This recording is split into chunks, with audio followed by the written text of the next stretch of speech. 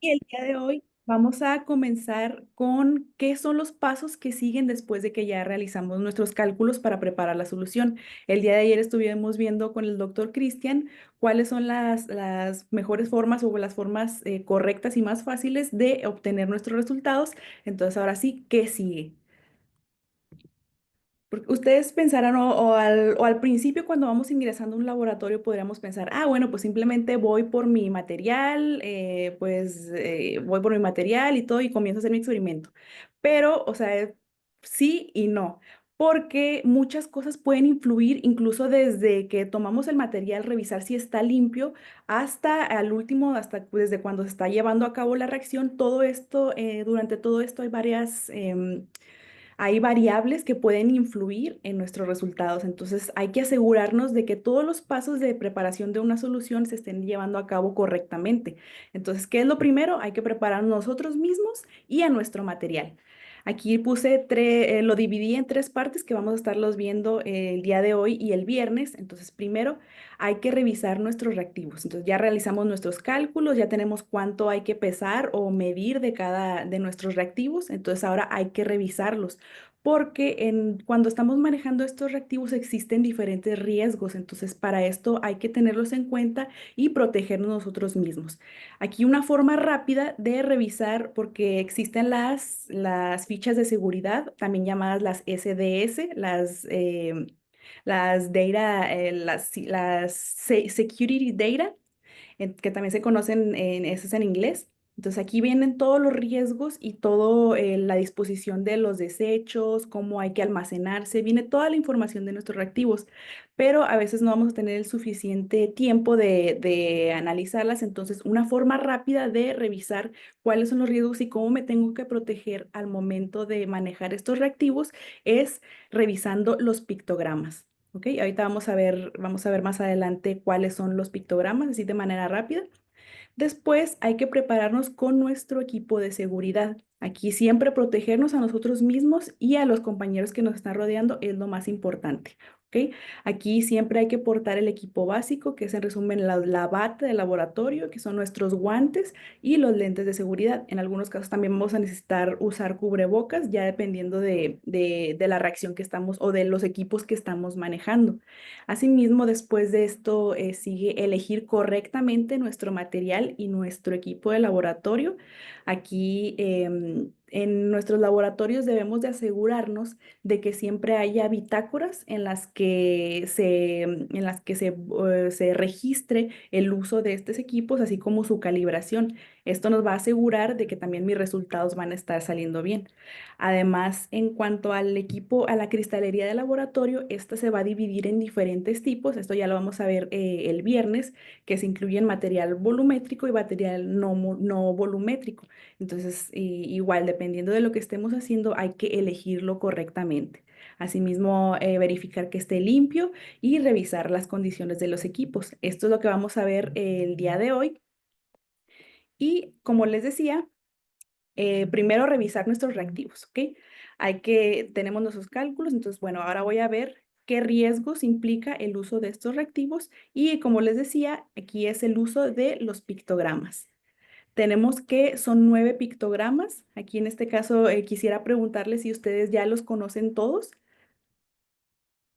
Ahí, doctor, si me pudiera ayudar ahí en los Sí, comentarios.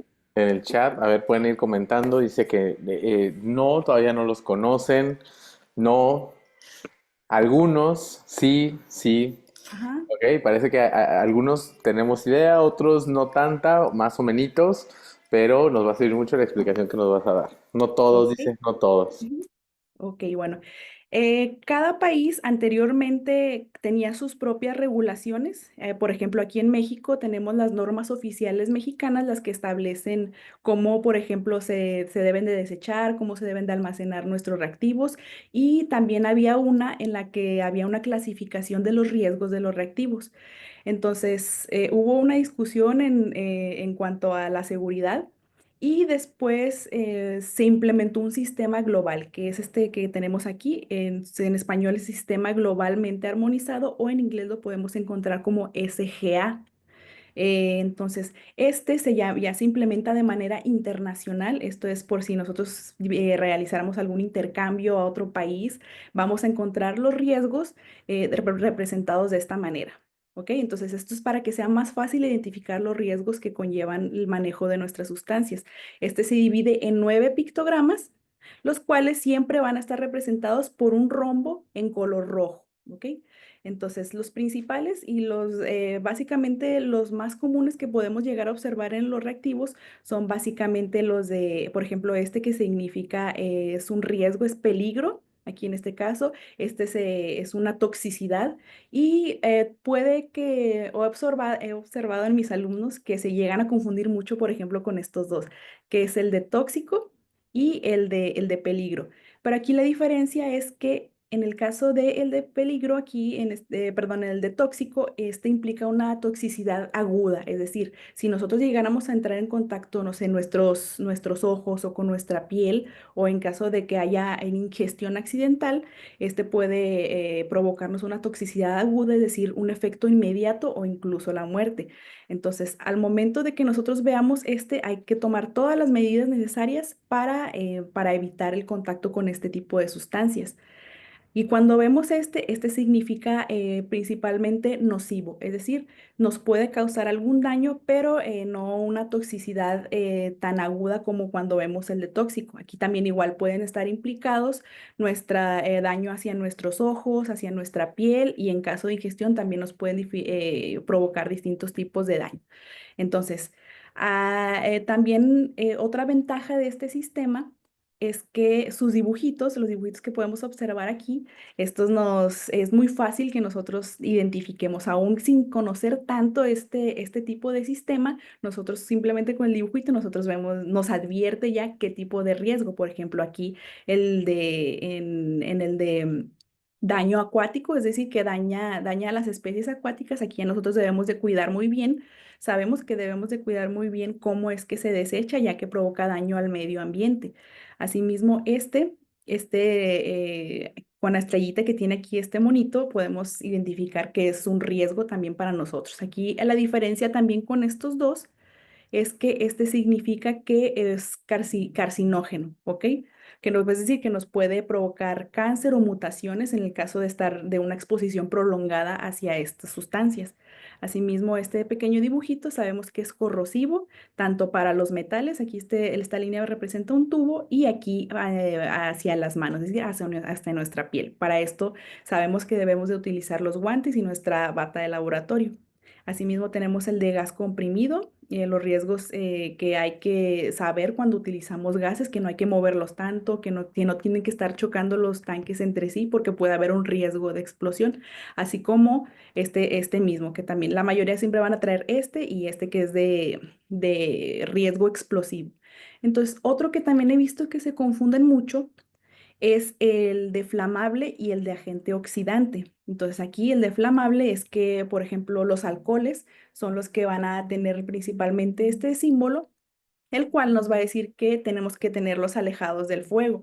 Y en este caso, la diferencia con sí se ve mi cursor, ¿verdad? Creo que puedo ponerlo, A ver, puntero ahí láser. estoy Ahí viendo, está. sí, ahí se ve.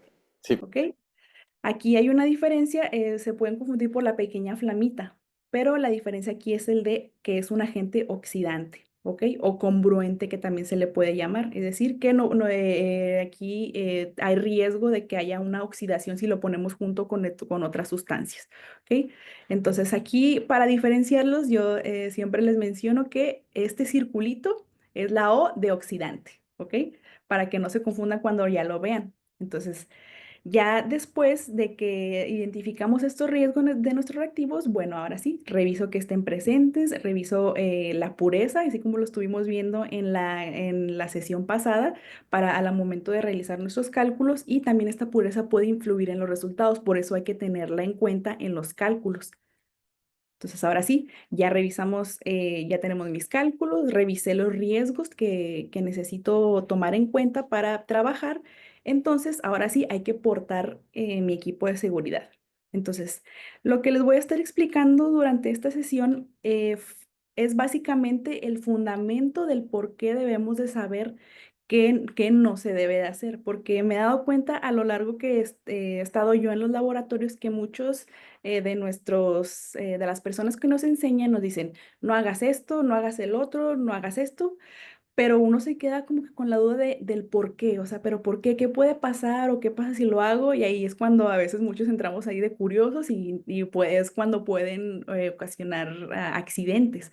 Entonces, para esto yo les voy a dar algunos ejemplos de las medidas de seguridad, o sea, bueno, a lo que hay que tener en cuenta al momento de preparar mi solución y el por qué se debe de hacer esto. Y ya después, ahora sí, pasamos a la preparación de las soluciones. Entonces, aquí, ¿qué pasaría si no utilizo mi equipo de seguridad? Que es lo que les mencionaba, que es principalmente la bata de laboratorio, los lentes de seguridad, un cubrebocas, los guantes y es muy importante también el zapato cerrado. Sobre todo en el caso de las señoritas que cuando en tiempo de calor nos gusta mucho traer sandalias, entonces al momento de entrar a un laboratorio hay que tratar de evitar esto porque pueden ocurrir posibles derrames. ¿Ok? Entonces aquí lo que puede ocurrir cuando hay, si no nos ponemos nosotros nuestros lentes, puede que haya alguna proyección de sustancias corrosivas, en este caso de alguna salpicadura. En el caso de quemaduras, también puede haber por sustancias inflamables, en el caso de etanol y metanol. Y como ejemplo, les puedo dejar aquí que si en el caso de que se esté utilizando un mechero, yo me pongo ahí a platicar con mis compañeros, así, y con estoy recargado sobre la mesa pues le digo, estoy platicando bien a gusto y todo, y por error yo tumbo el mechero y tengo un vaso de precipitado con etanol, entonces puede ocurrir aquí se puede incendiar este etanol. Entonces, para evitar todo esto, siempre hay que revisar bien, que estar atento a todos mis equipos y tener mi equipo de seguridad. Asimismo, como la inhalación de los gases tóxicos, aquí por eso también hay que conocer estas fichas de seguridad, porque muchas de las reacciones entre ciertos reactivos van a provocar liberación de gases, como por ejemplo, se puede liberar cloro y esto nos puede llevar a una intoxicación. Entonces, para esto nosotros debemos estar conscientes de que debemos de utilizar el cubrebocas, además de una campana de extracción para que se liberen todos estos gases. Entonces, asimismo, uno de los más comunes, que esto sí me ha tocado ver, por ejemplo, es que es el corte por vidrios rotos. Es decir, yo estoy manejando aquí una pipeta, igual me distraje o algo, o estoy aprendiendo a utilizarla. Aquí todos cometemos errores, no se preocupen. Entonces puede que hice algún movimiento, un movimiento mal y se quebró la pipeta y yo no estaba usando guantes. Entonces, si yo no traigo guantes, puede que la sustancia que yo estaba pipeteando, qué tal si era ácido clorhídrico o ácido sulfúrico, entonces corro el riesgo de que si no traigo bata o si no traigo mis guantes, me caiga en la piel o en la piel de algún compañero. ¿Ok? Entonces, aquí para esto, por eso mismo debo de utilizar mi equipo de seguridad correctamente.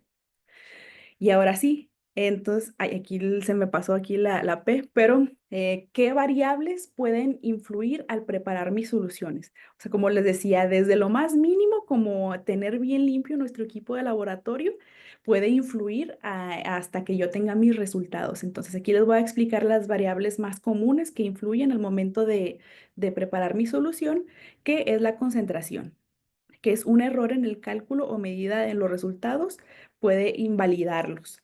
¿Ok? Entonces, para esto hay que seguir bien los pasos que nos mencionó ayer el doctor Cristian y realizar de manera correcta mis cálculos. Asimismo, que lo que puede influir es la calibración de los equipos.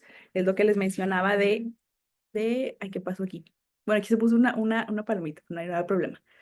Después tenemos el volumen de la solución final. Para esto hay que tener en cuenta cómo funciona la cristalería volumétrica, porque, por ejemplo, como vamos a ver en la siguiente sesión, hay pipetas que son de un solo aforo y pipetas de doble aforo. Entonces, aquí al momento de usarlas hay que tenerlas en cuenta, hay que leer todo lo que viene grabado en la pipeta, ya que esto nos va a decir cómo es que hay que utilizarlo de manera correcta.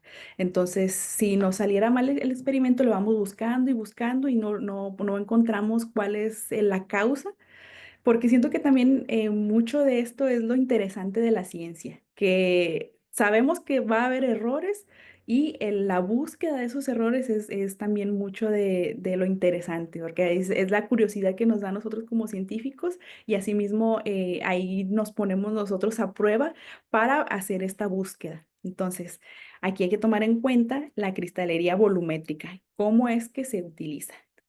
Después, la medición precisa del soluto y del solvente. Aquí es lo que les decía de que debe de estar calibrada tanto para la medición de masas y los volúmenes. Y esto, como les digo, lo vamos a ver la siguiente sesión. Asimismo, hay compatibilidad con el material. También puede influir, ya que ciertas sustancias pueden dañar el material que estamos utilizando de laboratorio. Hay varios tipos de vidrios del material de laboratorio, así como distintos materiales, porque tenemos los de vidrio, los de porcelana, material de metal. Hay que saber exactamente cuál utilizar para evitar el daño y que asimismo cuando se están dañando pueden liberarse ciertas sustancias, las cuales afectan también a nuestros resultados. Entonces, la pureza del soluto, que si no es puro, debe de corregirse la masa o el volumen que se utiliza, que es lo que estuvimos viendo el día de ayer. Asimismo, el tipo de solvente. Aquí la solubilidad del soluto va a depender del solvente. Si no escogemos el correcto, puede haber alguna precipitación o reacciones indeseadas. Entonces, estos datos vienen en la ficha de seguridad que les mencionaba, por eso, de preferencia, al momento de estar realizando nuestro experimento, ya sea una práctica de laboratorio o mi tesis, siempre hay que revisar estas fichas. Como les digo, ahí vienen todas las características como punto de fusión, punto de ebullición, solubilidad, todo lo que necesitamos saber sobre nuestras sustancias. Y esto, aunque a veces nos puede dar flojera revisar toda la ficha o al momento de descargarla, vemos que son muchos puntos, pero todo esto nos va a ayudar mucho a nuestros resultados. Entonces, después tenemos las propiedades químicas, que en este caso hay que considerar si el soluto es higroscópico, es decir, si absorbe agua, que es lo que les mencionábamos también la sesión pasada, que al momento de que absorbe agua hay unos reactivos que son hidratados, asimismo hay otros que son volátiles, que se puede perder el volumen al momento de que estemos realizando nosotros nuestras mediciones. Asimismo, la temperatura, la cual influye en la solubilidad, los métodos de mezcla también. Hay varias sustancias que se batallan para disolverse, entonces aquí también va a influir este método o hay otras que se pueden dañar según el método de la agitación. Por ejemplo, yo trabajo con compuestos naturales y hay algunos que se ha demostrado que se dañan al momento de estarse mezclando con ultrasonido, ya que este movimiento o este tipo de agitación, bueno, este tipo de, sí, el tipo de movimiento de las moléculas que provoca el ultrasonido a veces puede dañar a los compuestos naturales. Entonces hay que revisar muy bien todo esto. Igual al momento que yo estoy explicando todo esto, pueden poner ustedes ejemplos. Y aquí el doctor Cristian me puede ayudar a leerlos y aquí los vamos discutiendo. Aquí es para enriquecernos todos en cuanto a experiencias para saber por lo que hemos pasado todos. Aquí Sí, claro. pueden compartir sus experiencias sin problema. Y después tenemos las reacciones durante la preparación. Hay reacciones que son exotérmicas, es decir, que liberan calor. Entonces, lo que también lo que mencionábamos ayer, que es lo de los ácidos, por ejemplo, de que al momento de estar mezclando agua y ácidos, hay que seguir una regla, que es la de nunca le des de beber a un ácido, es decir, nunca hay que agregar directamente el agua a un ácido porque puede haber una reacción exotérmica y lo cual puede afectarnos después por salpicaduras en nuestros ojos, ¿ok? Al momento de que ocurra esta reacción. Y como otra cosa que decían ayer, aparte de la de nunca le des de beber a un ácido, nunca lo bautices, nunca bautices a un ácido. Entonces, esa es una de las principales reglas que tenemos que seguir al momento de estar trabajando con este tipo de reactivos. Entonces, otra de las cosas más importantes que influyen y que siempre hay que revisar es el pH, ¿ok? Aquí el pH puede influir en la solubilidad también, así como la temperatura, también el pH. Entonces aquí, por ejemplo, tenemos el hidróxido de aluminio, el cual es insoluble a un pH neutro. Entonces, si ustedes están teniendo en su tesis o un experimento que están mezclando, o bueno, que están realizando una reacción con hidróxido de aluminio y está a un pH neutro y no se disuelve, entonces ahí se ponen a pensar de que qué está pasando, ¿será la calidad del reactivo? ¿Será la temperatura? ¿Qué será? Entonces ya se ponen a revisar ahí su ficha de seguridad y quiere decir que se disuelve cambiando las condiciones tanto a un pH más ácido o un pH más básico, ya dependiendo. Asimismo, también tenemos la estabilidad, por ejemplo, la estabilidad de las moléculas que estamos trabajando. Aquí les voy a dar varios ejemplos. Estos ejemplos que estoy integrando es también que el área de la microbiología, área de cultivo celular, para estar en la misma sintonía todos. Entonces, por ejemplo, aquí tenemos que la vitamina C se prepara específicamente a un pH ácido para evitar su oxidación. Entonces, también si ustedes vieran un problema en el que, ay, se me oxida muy rápido mi vitamina C y ya reviso después las propiedades de la vitamina C y debemos de tomar en cuenta que siempre es a un pH ácido.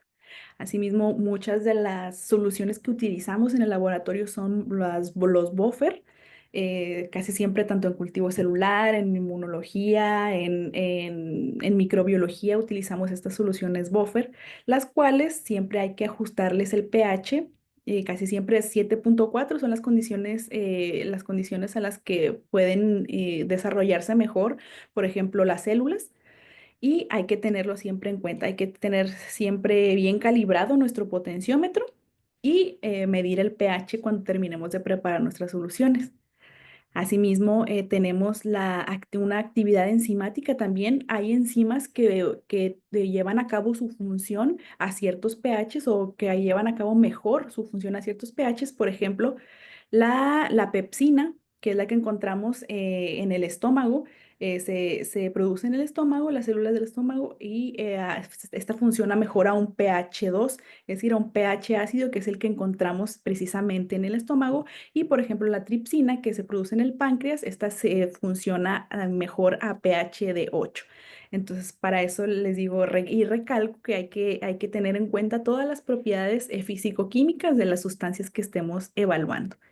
Asimismo, el pH en los medios de cultivo afecta el crecimiento. Por ejemplo, hay distintos tipos de bacterias. Hay algunas bacterias que se clasifican como acidófilas y por esto nosotros vamos a manejarlas a un pH bajo, ¿ok? Para que salgan bien nuestros experimentos.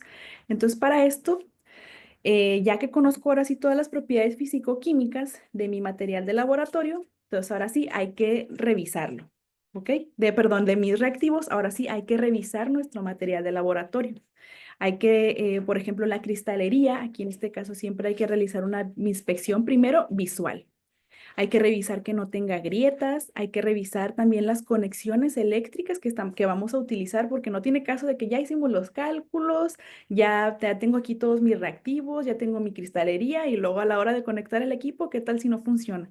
Entonces, por eso, antes de todo esto, hay que revisar también las conexiones eléctricas, que todo funcione de manera correcta, asimismo que estén calibrados, ¿ok? Entonces, esto, esto es para evitar ciertas cosas, que es lo que aquí empezamos con los residuos.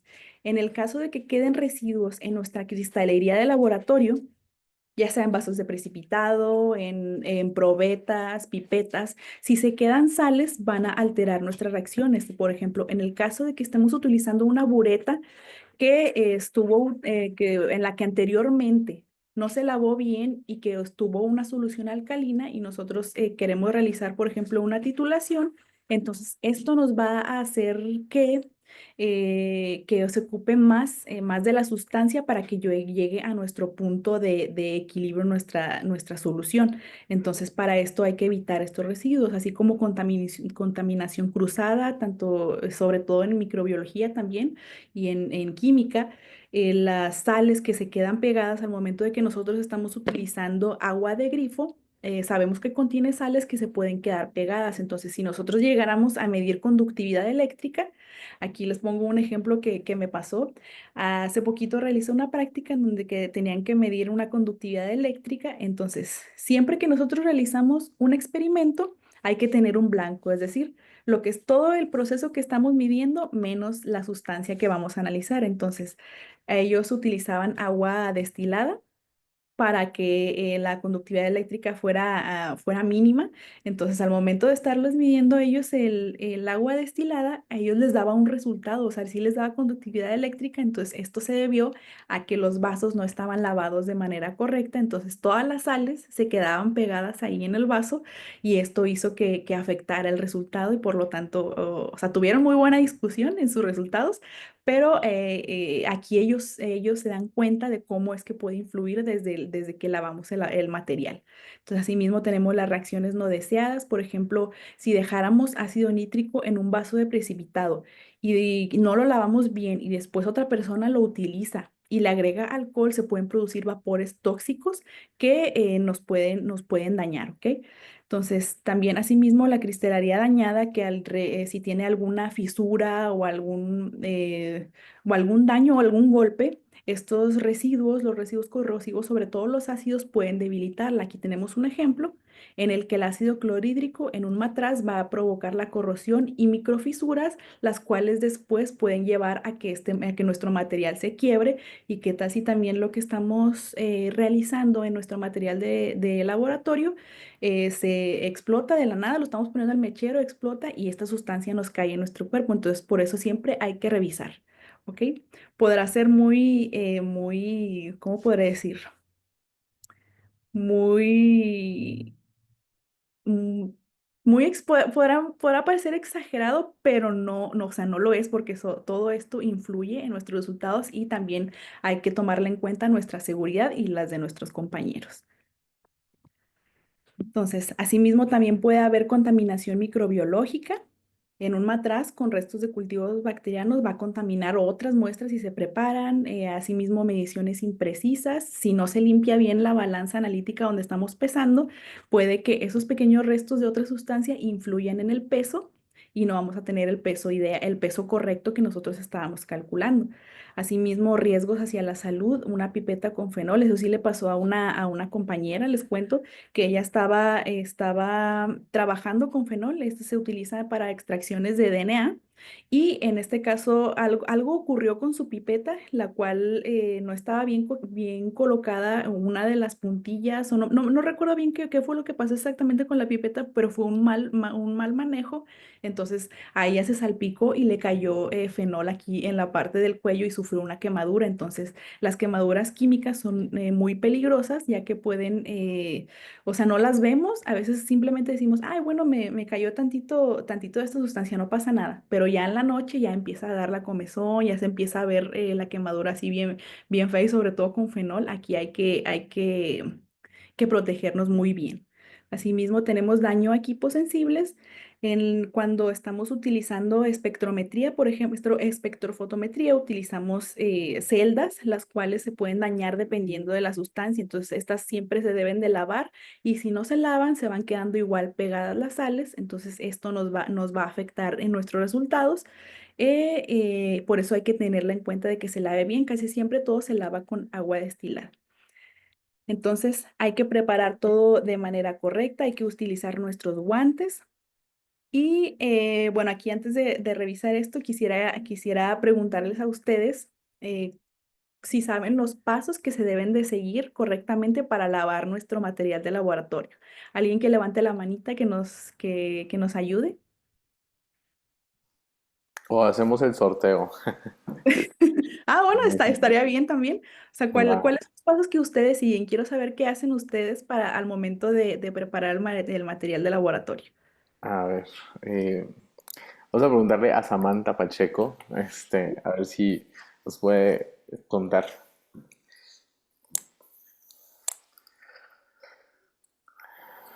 Y si no, a ver si está Samantha o no. Si no le preguntamos ¿a quién le preguntamos? A Diego le preguntamos ayer, Diego García Cañada, ¿no, verdad? Le vamos a preguntar ahora. Le va a tocar doble participación. A ver, Diego García, ¿cómo está? Hola, Diego. Buenas, ¿me escucho? Sí, Sí, se sí, se escucha. escucha muy Buen bien. día. Dígame. Bueno, lo que yo hago normalmente cuando entro al laboratorio es, tengo mi hoja de lista de materiales, Ujú. reviso el material, una vez ya tengo el material, lo reviso que no esté, como había dicho, ¿no? Que no tenga que no esté bien lavado o que esté despostillado de alguna de otra manera. Después, una vez dicho esto, lo voy a lavar de nuevo, nuevamente, lo seco y enjuago con agua destilada. Ok. Eso es lo que hago yo luego en mis prácticas. Ok, sí, es una de las maneras correctas. Siempre hay que utilizar agua destilada, esto para evitar lo que les mencionaba de las sales. Entonces, antes de lavar nuestro equipo, tanto antes como después de la práctica o de nuestro experimento, hay que primero ponernos nuestros guantes para evitar el contacto con las sustancias químicas que estuvimos trabajando. Asimismo, primero lavamos con agua corriente para eliminar los residuos visibles. Después aplicamos el detergente, pero aquí en uno de estos pasos en estos pasos hay que tomar en cuenta qué tipo de sustancia estaba trabajando, porque qué tal si yo estaba trabajando con residuos de baja polaridad, es decir, con algunas grasas o con por sí, sustancias de baja polaridad, entonces estas se pueden quedar pegadas en el material de laboratorio, entonces para esto utilizamos solventes para enjuagar previamente, ¿ok? Entonces aquí hay que tener en cuenta eso para que no haya una contaminación cruzada. Y ahora sí, ya después de que eliminamos con los solventes, ya sea acetona, metanol, por ejemplo, aquí por eso también nuevamente les digo que hay que conocer con lo que estamos trabajando, hay que conocer su solubilidad para eliminar lo más que se pueda. Y después lo nuevamente enjuagamos con agua corriente y como nos decía usted, después hay que enjuagar con agua destilada para evitar esta acumulación de minerales y ya lo secamos en un escurridor o en un horno de laboratorio a baja temperatura, porque vamos a ver después que la temperatura a la que estamos trabajando nuestro material también influye en la precisión de nuestras mediciones. Ya por último inspeccionamos y ahora sí podríamos trabajar. Entonces, ya por último, tenemos que tomar en cuenta que ya realizamos los cálculos, ya preparé mi material de laboratorio, revisé mis fichas de seguridad. Entonces, ahora qué sigue, hay que etiquetarlo. Este es uno de los errores también más comunes que se pueden cometer al principio que estamos utilizando ya nuestros materiales o que estamos empezando a trabajar en un laboratorio, que trabajo y todo, entonces de repente no etiqueté mi material y me puedo llegar a confundir en que, ay, ¿qué tenía en este tubo? O sea, tengo dos sustancias con el mismo aspecto y puedo llegar a confundirlos. Entonces, para evitar esto, hay que etiquetarlos siempre. Siempre se etiquetan antes de empezar nuestra reacción. ¿Ok? Entonces, ya después hay que tomar en cuenta que las etiquetas deben ser resistentes y al igual los rotuladores para la solución que vamos a preparar. Porque, por ejemplo, si estamos trabajando con un matraz en el que estamos, por ejemplo, macerando, con hexano, con metanol, con etanol, o con solventes que son muy volátiles, se puede llegar a evaporar y puede que se chorree ahí sobre nuestra etiqueta y se va a eliminar si utilizamos un Sharpie. Entonces, para esto hay que conocer qué estamos trabajando y saber con qué vamos a etiquetar. Entonces, aquí en el caso de que estemos trabajando este tipo de sustancias, tenemos que rotularlo con lápiz de preferencia para que no se vaya a borrar. Asimismo, los elementos que deben de ir en las etiquetas son el nombre de la sustancia, la fecha en que se preparó, las iniciales del responsable, porque casi siempre en los laboratorios así se trabaja con las iniciales de las personas que están llevando a cabo estas funciones y las precauciones especiales, ya en el caso de que tuviera. Entonces después, ya por último, esto es con el fin de evitar las confusiones que les menciono, un mal almacenamiento, también así mismo pérdida de tiempo de ustedes, repeticiones innecesarias y un gasto de material y de reactivos, porque hay que recordar que hay varios reactivos que son muy caros, entonces hay que tener todas las medidas para trabajarlos de manera correcta.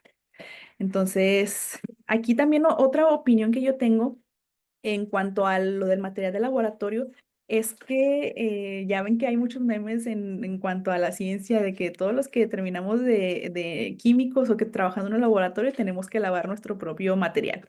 Bueno, yo estoy muy de acuerdo con eso. Hay laboratorios en los que he visto que los, por ejemplo, los técnicos o hay personas que se les dan el material de laboratorio para que ellos laven, pero yo pienso, no sé cómo piensan ustedes, ahí los escucho, los leo más bien, que es, aquí siento que todos debemos de lavar nuestro propio material porque nosotros conocemos los riesgos de lo que estamos trabajando y no es necesario exponer a otras personas que puedan, como no saben ellos con lo que estuvimos trabajando, por eso es mejor evitar accidentes o sí, principalmente evitar accidentes, ¿ok? Entonces, ¿qué opinan ustedes? Ustedes, a pesar de que también nos dé flojera al momento de lavar, o sea, igual como cuando nosotros nos hacemos de comer, que tenemos que lavar los trastes, también en el laboratorio nosotros tenemos que lavar nuestro propio material. ¿Ok? Entonces, esto sería lo que veríamos el día de hoy. Entonces, ya ahora sí, esto es todo lo que se lleva a cabo, todo lo que hay que tener en cuenta al momento antes de preparar nuestra solución y ya los pasos para prepararla correctamente, ahora sí los vamos a ver en la siguiente sesión. Ahorita lo que sigue, vamos a continuar con los cálculos. Con los cálculos nos va a ayudar el doctor Cristian y si tiene alguna duda sobre este tema, aquí los vamos leyendo. Claro, pues si te parece, Gloria, vamos viendo los comentarios que hay aquí en el chat. Ajá. Parece que hay algunos comentarios, dudas. Voy a revisar. Dice, ¿cómo podríamos saber cómo se desechan los reactivos? ¿Eso viene en alguna ficha técnica, maestra? Sí, eso viene en las fichas de seguridad, también llamadas SDS. Esas siempre tienen que venir junto con los reactivos o incluso en internet lo googleamos, solamente le ponemos ficha de seguridad, por ejemplo, del ácido clorhídrico o ficha de seguridad del permanganato de potasio y ahí nos va a salir estas fichas de seguridad. O también se puede obtener directamente del fabricante. Vemos la marca del reactivo, nos metemos a la página de esta marca y ahí vienen todas las fichas de seguridad. Así es. Y además también aplicar un poco el sentido común, ¿cierto? Ajá, Una sustancia ácida no va al fregadero. Una ajá, también. sustancia muy básica no va al fregadero. O sea, sustancias sin neutralizar no van al fregadero. Ajá. ¿Qué otras así cosas de, digamos, de sentido común dirías tú, Gloria? Y pues yo creo los alcoholes, sabemos, eso siempre nos han enseñado desde chiquitos que los alcoholes, y lo hemos visto también los frascos que tienen la pequeña flamita, al momento de ver ese pictograma, sabemos de que tiene riesgo de que haya algún incendio. Oye, te voy a decir que más no va al fregadero, las grasas.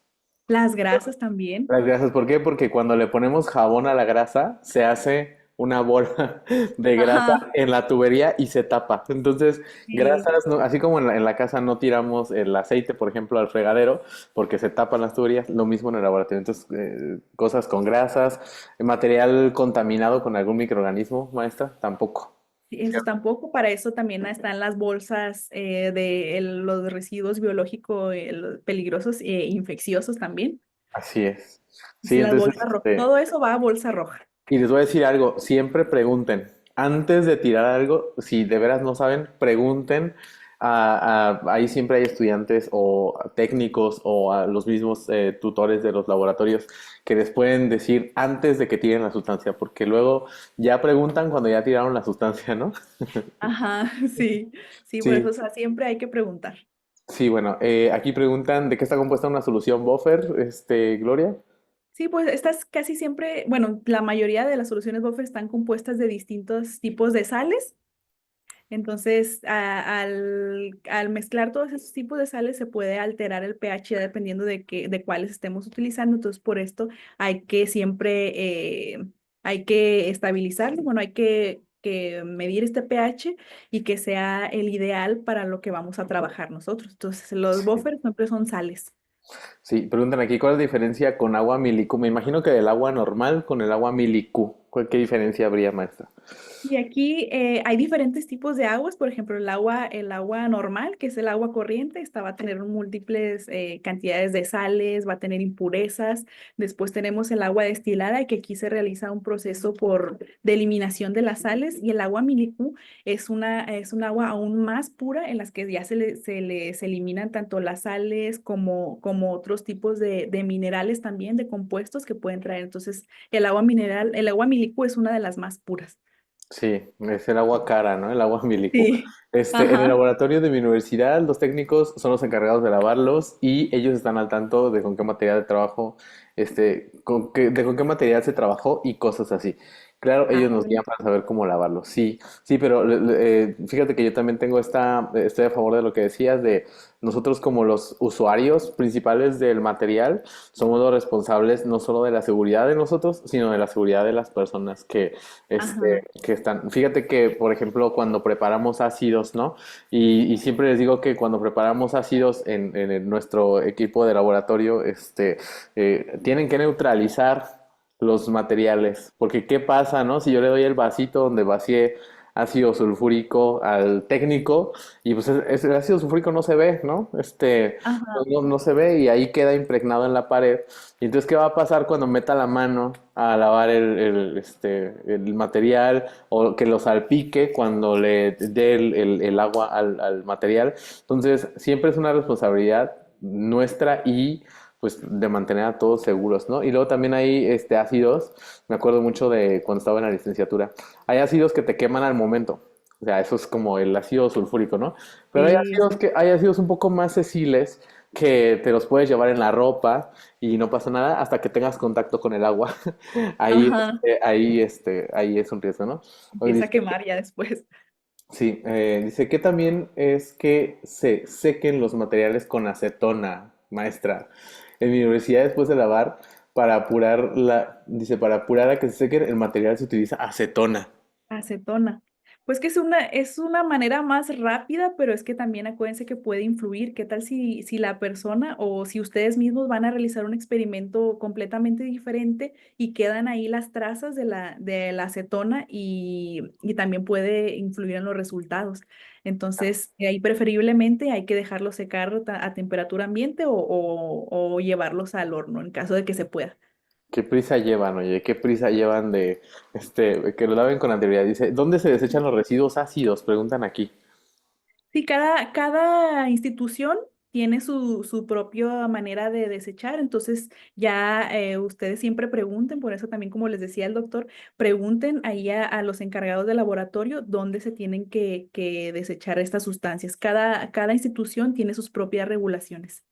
Así es, una excelente práctica y que los va a hacer ver muy bien cuando lleguen a un laboratorio, es que lleguen y pregunten, oye, ¿dónde está el manual de seguridad de este Sí. laboratorio, no? Y que se lo lean y que se lo empapen y que vean todas las condiciones que deben ocurrir. O sea, que más que por empirismo, ¿no? Estarlo ejercitando, pidan el manual de seguridad, pidan el manual de cómo se desechan los residuos de diferentes tipos, ¿no? Ok, dice, entonces con el jabón basta para neutralizar un ácido antes de lavar el material. Sí, Maestra, no, sí, no. no, aquí acuérdense, los ácidos hay que neutralizarse también con las bases, ¿ok? Entonces, para eso también necesitamos el potenciómetro, estar agregando una base que vaya a neutralizarlo y hasta que llegue a un pH óptimo, que sería pH 7 y luego ya se podría, pues dependiendo, se podría desechar o va a su contenedor respectivo de ácidos. Sí, esta es una actividad que también toma su tiempo, ¿no? O sea, todavía Sí, parte del experimento hay que neutralizar el material. Todavía parte del sí, experimento hay que también. revisar que quede en pH bien, pero es por seguridad de todos y todas, ¿va? Perfecto. ¿Más dudas, chicos? ¿Alguna? Pues no. Ok, entonces, maestra, muchísimas gracias. Vamos a dar un pequeño repaso ahora de otros cálculos más, porque pensaron que se iban a salvar de los cálculos y pensaron que ya era todo las soluciones porcentuales, pero vienen unas que son bien comunes en el laboratorio. Entonces, hoy les voy a dar la introducción, ¿sale? Y continuamos en la siguiente sesión ya con un poco más de ejercicios, ¿sale? Para que lo tengan en cuenta. Entonces, link de la primera clase está en YouTube, ¿vale? Está en YouTube. Entonces, déjenme poner aquí presentar. Y vamos a ponerle, a ver, espérenme tantito, ¿cómo le pongo acá? Ahí está, share. Listo, ¿me avisas, maestra, si están viendo mi pantalla? Sí, ya se puede ver bien. Listo, entonces, a ver, hoy vamos a hablar, ayer hablamos acerca de soluciones porcentuales de manera muy general, o sea, acerca de esto 5% en masa, 5% en volumen, pero hay otros tipos de soluciones que son bien comunes en todos los laboratorios. Y el tema de la molaridad es un tema muy constante en todos los protocolos, en todas las cosas que compren, ¿no? Los kits van a pedirles que preparen alguna solución con una molaridad. Entonces, esto está bien fácil, bien fácil, porque si regresamos a nuestro tatuaje de concentración igual a masa sobre volumen, molaridad es moles sobre litro, ¿vale? Eso significa la molaridad. Y prácticamente todo el trabajo de preparar una solución molar es interpretar esto, ¿no? Que la molaridad son los moles por cada litro, ¿va? Muy bien, entonces recordar un poquito que los moles son una medida del peso molecular de las sustancias. No es necesario que se claven en detalles muy específicos, ni saberse la tabla periódica, ni nada. Vayan a la etiqueta de sus reactivos, porque todas las etiquetas de los reactivos traen el peso molecular de la sustancia en gramos por mol, ¿sale? Entonces, por ejemplo, aquí tenemos esta solución, que es de una droga sintética que está comercializada aquí por la marca Supico. Y entonces tenemos varios elementos, como la maestra Gloria ya nos contó, los rombos de seguridad, ¿no? De uso internacional, una descripción del el reactivo. Y van a encontrar aquí en la parte izquierda, normalmente en el frasco, van a encontrar la información, la fórmula de ese compuesto que van a utilizar y también el peso molecular. Entonces, el peso molecular es la cantidad de gramos que hay en una mol de esa sustancia, ¿no? Entonces, es tan sencillo como buscarlo en la etiqueta, no se tienen que saber la tabla periódica, no tienen que hacer el cálculo a mano, ahí usen el dato del frasco de lo que van a utilizar, ¿va? Eso es un buen...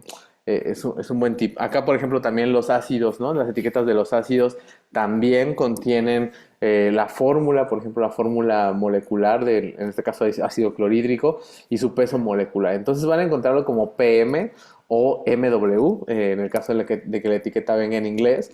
Y entonces ahí van a encontrar ese peso molecular, esa cantidad de gramos que equivalen a una mol de esa sustancia, ¿va?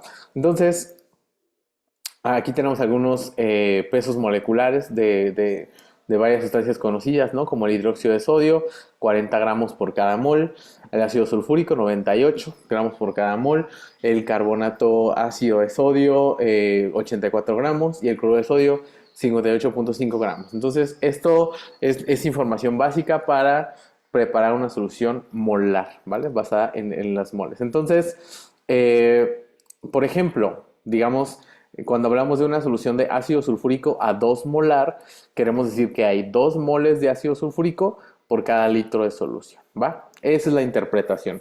Cuando vemos también prefijos, como veíamos el día de ayer, por ejemplo, una solución de cloruro de sodio a 0,22 micromolar, perdón, sí, micromolar, entonces queremos decir que hay 0,22 micromoles de NaCl por cada litro de solución. Esa es la interpretación. Ahora, el carbonato ácido de sodio, perdón, el ácido clorhídrico, 2 milimolar, quiere decir que hay 2 milimoles de ácido clorhídrico en cada litro de solución. Entonces, cuando vemos la molaridad, la reinterpretamos como los moles por cada litro de solución. Y con esa base de cálculo podemos hacer todos los cálculos, ¿va? Veamos solo un ejemplo, porque es el tiempo que nos queda para esta sesión. Y vamos al primer ejemplo. Dice que necesitamos preparar 500 mililitros de una solución 2 molar de cloruro de sodio para un inmunoensayo, ¿vale? Entonces estamos ahí leyendo nuestro protocolo y dice que necesitamos preparar ese volumen de cloruro de sodio a 2 molar. Entonces, ¿cómo lo preparamos? Esto no viene en la instrucción del artículo, ni tampoco en la instrucción del kit, ni nada de eso. Eso lo tenemos que hacer nosotros. Entonces, lo primero que hacemos es interpretar la molaridad, ¿sale? 2 molar de cloruro de sodio son 2 moles de cloruro de sodio por cada litro, ¿vale? Con esa información y con el peso molecular del cloruro de sodio, que son 58,5 gramos, hacemos nuestro cálculo. Entonces, igual que ayer empezamos escribiendo nuestro objetivo, ¿no? 500 mililitros de solución. Y ahora vamos a poner a la derecha, vamos a multiplicar por la definición de la molaridad, que son 2 moles de cloruro de sodio por cada 1000 mililitros de solución. Entonces, aquí, acuérdense, vamos a cancelar los mililitros de solución de arriba con los mililitros de solución abajo y nos van a quedar en puros moles arriba, ¿vale? Bueno, y ahora, con el peso molecular, pondremos que una mol de cloruro de sodio equivale a 58.5 gramos de cloruro de sodio. Al final nos va a dar un cálculo que además me dio mucha curiosidad porque resultó ser igual que el peso molecular, ¿no? 58.5 gramos de cloruro de sodio para preparar esta solución. Entonces, ¿cómo le hacemos para preparar una solución molar? Lo hacemos interpretando la molaridad en primer lugar, entonces pasándola a esta base, 2 moles por cada litro, 2 micromoles, lo que vaya a representar, y conociendo el peso molecular de nuestra sustancia. Con esos 2 datos es suficiente para calcular el número de gramos que debemos disolver. Entonces ahora sí, sabemos que vamos a tomar 58.5 gramos de cloruro de sodio, lo vamos a ir a pesar a nuestra balanza y después vamos a disolver eso en 500 mililitros de solución, ¿vale? Hay matraces aforados para 500 mililitros de solución y con eso ya vamos a tener la solución que nosotros pretendíamos, que era la solución 2 molar de cloruro de sodio. Va. Entonces, a ver, voy a abrir aquí el chat a ver si tienen dudas de este cálculo de la molaridad, que va a ser el que vamos a revisar el día de hoy. En la siguiente clase seguimos con cálculos de molaridad para líquidos y normalidad, ¿vale? Que también es otro medida muy común, la normalidad. Entonces parece que no hay dudas, Perfecto. Muy bien, entonces hasta ahorita, maestra, ya revisamos cálculos de soluciones porcentuales. Aquí yo les puse, empezamos con la molaridad y vimos toda la parte pues de los preparativos, ¿no? Que es todo un ritual preparar una solución. Preparar una solución no es como hacerse un café. No es como, o sea, Definitivamente. no es como hacerse un café, tiene su proceso, ¿no? Desde seleccionar el reactivo, ver que sea el correcto, las etiquetas de seguridad, y sí, extrañamos esto una semana, sí, nos falta una sesión para la próxima semana, y vamos a ver los temas, ¿sale? Y bueno, pues maestra, ¿algún mensaje final que quieras dar para los chicos y chicas? Bueno, pues esta semana espero que hayan aprendido mucho sobre cómo realizar los cálculos correctamente. Igual como quiera, como les mencionó el doctor, vamos a continuar la próxima semana, el próximo viernes. Y si ustedes están trabajando en un laboratorio ahorita o si están continuando con su tesis, si se están preparando para llevar una materia en la que van a llevar laboratorio, ya conocen como dice el doctor, el ritual que se tiene que seguir de revisar todo, que todo esté correctamente preparado antes de preparar después mi solución. Ujú. Así es. Mira, voy a leer algunas dudas que están poniendo acá. Ya por último, dice, yo me perdí, ¿se suma los Na y el Cl y se obtiene el gramaje? Pues bueno, usted puede calcularlo sumando efectivamente los pesos moleculares de cada uno, pero yo le sugiero que vea la etiqueta de su reactivo porque le va a dar el dato mucho más sencillo, ¿va? Se toma en cuenta la pureza, como de ayer, sí, eso es otro paso que ahorita no quise incluírselos para no confundirnos con el tema, y así, pero sí, se debe tomar en cuenta. Viridiana tiene una duda, dice, tengo dudas respecto a la manipulación de ácidos. Yo usaba ácido tricloroacético y ácido acético glacial, pero no tenía campana de extracción. ¿Qué recomendación me daría para no exponerse tanto al olor de los reactivos? ¿Qué recomendación le damos, maestra Gloria? Pues aquí principalmente cuando no se tiene acceso a una campana de extracción, siempre es ventilar la habitación donde estemos trabajando. Trabajar cerca de una ventana, abrirla y abrir las puertas para que todos los vapores esté corriendo el aire y tratar de no exponernos tanto con esto. Así es, también hay máscaras, ¿no? Para Sí. evitar exposición a ciertos gases. Ujú. Hay unas máscaras que las pueden conseguir en Mercado Libre, que son máscaras ay, se me fue la marca, de 3M, ¿vale? Y que tienen Sí, filtros entonces, para este tipo de sustancias. Entonces, ventilar y consígase una máscara de seguridad, ¿sale? Y también dígale a su tutor o tutora que qué onda, por qué está manipulando ácidos de Sí. esta clase sin una campana, ¿no? O sea, a lo mejor luego no la tenemos en el mismo laboratorio, pero se puede ir a otro laboratorio que está en el mismo campus o así donde haya una campana de extracción. Entonces, busque la condición más segura para usted para trabajar con eso, ¿no? Y lentes de protección, sí, claro, eso siempre. Asistencia del día de hoy, el enlace se los voy a dejar aquí en el chat y también se los pongo en el chat de WhatsApp para que se puedan registrar, ¿vale?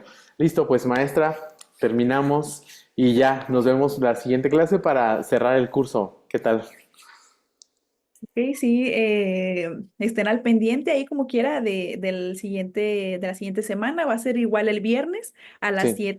7 de bueno, dependiendo del país, 7 de la tarde, 7 de la noche, ya dependiendo, ¿verdad? Sí, que ahora ya tenemos alcance fuera de México. Entonces, son 7 de la noche, hora de la Ciudad de Ajá. México. La constancia, ok, voy a dar breve anuncio de la constancia. Solamente registren su correo electrónico. A quienes completen sus 3 registros, a su correo electrónico les va a llegar un mail con una liga donde van a llenar su nombre completito, como quieren que aparezca en su constancia.